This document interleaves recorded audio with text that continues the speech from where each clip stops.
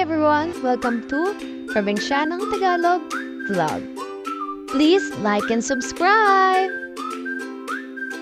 Hello po sa inyong lahat. Ganito po bang ginagawa nyo sa atay? Kasi ganito po yung ginagawa ko sa akin para naman masarap at talagang mapapa-extra rice ka po talaga.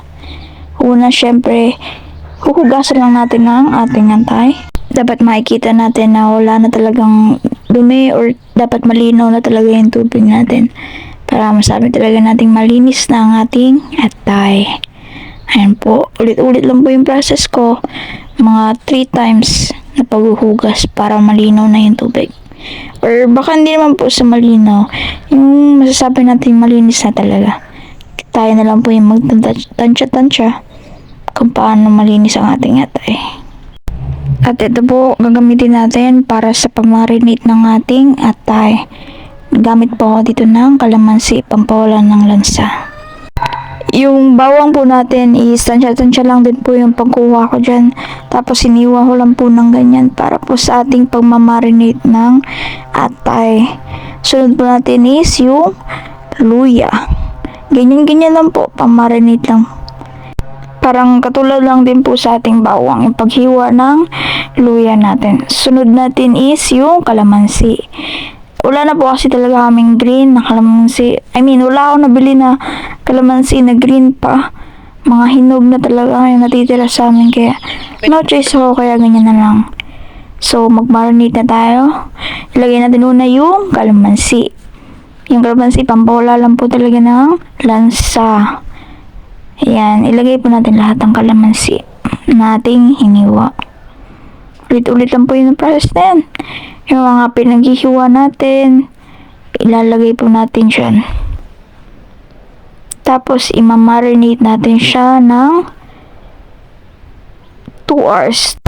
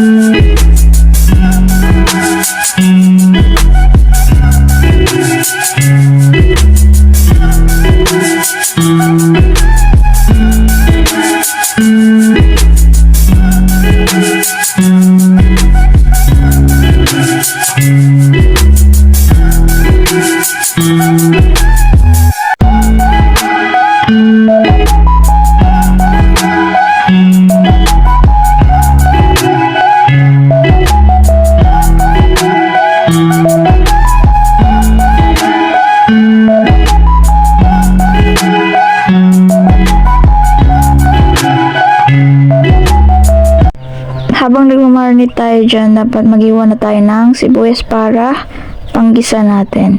Ganyan lang po mag-iwan ng sibuyas. Sunod po yung bawang. Ganun pa rin yung process sa bawang. Kasi para di kasi ako mahilig kumain ng bawang. Pero ganahan din ko na magbutang ana. Nagbisaya naman tani eh. Pero gusto ko din na may bawang. Pampahumot or pampabango lang sa ating pag-isa sa atay. Gamay-gamayan lang nato na. Sa may gamay-gamayan sa Tagalog ay nabuang na. Ayan, isunod natin yung sili. Walang pula eh, kaya green lang yung nakuha ko. Di pa nahinog yung mga tanim namin. Ayan, ganyan lang po. Konti lang yung nilagay ko kasi daw mahilig sa manghang. Or anghang ba ito? Hindi naman. Naglagay tayo ng mantika. Painitin natin ng konti, tapos igisa na natin yung bawang. Ayan. Sunod natin yung sibuyas dyan.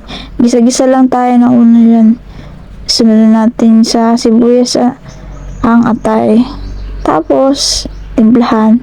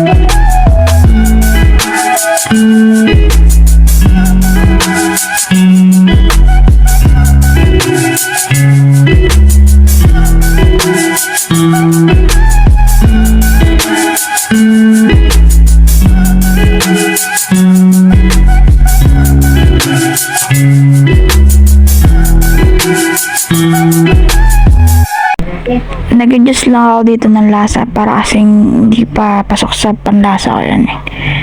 Nagdagay lang ako dito ng asin, tapos paminta ulit. At takpan ulit natin. Pag kumulo na, tsaka natin halu-haluin. Ayan. Para naman yung mga nilagay natin is mabalance. Hindi ko muna kasi nalo yun kasi meron. Kakalagay ko lang ng suka. Kasi sabi nila, diba, hindi dapat tinahaluin pag may suka. So, ayan.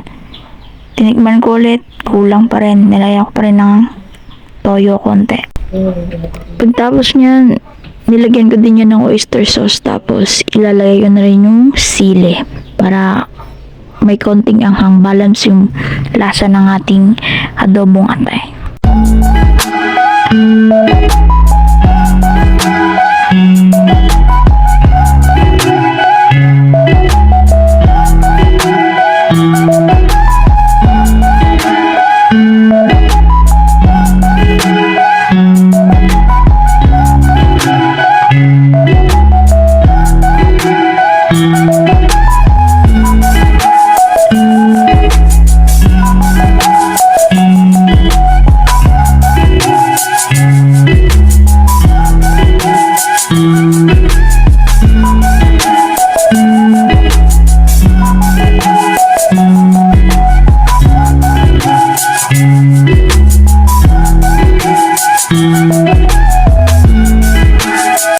So dito, ganito yung ginagawa ko sa atay. Kaya naman nasarap talaga yung mga kasama ko sa bahay. Inuwa ko yung sabaw niya. Kasi gusto ko kasi yung atay ko parang prito or may crispy konti. Gusto ko din na yung sabaw pero gusto ko din yung tuyo. Alam mo yung ganun.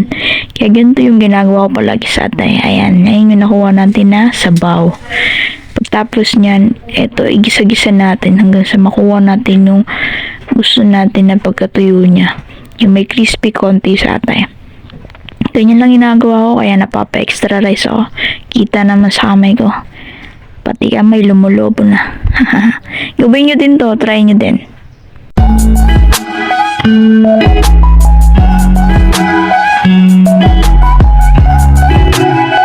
At dahil luto na nga ang ating atay na adobo, ayan, ito na ang ating finished product. Ganyan na siya. Ganyan yung pinakagusto ko sa atay. Yung tuyo siya, pero dapat yung atay may sabaw din. Ayan, kapares niya. Para ipambabawag natin sa ating kanin. Tara, kain tayo.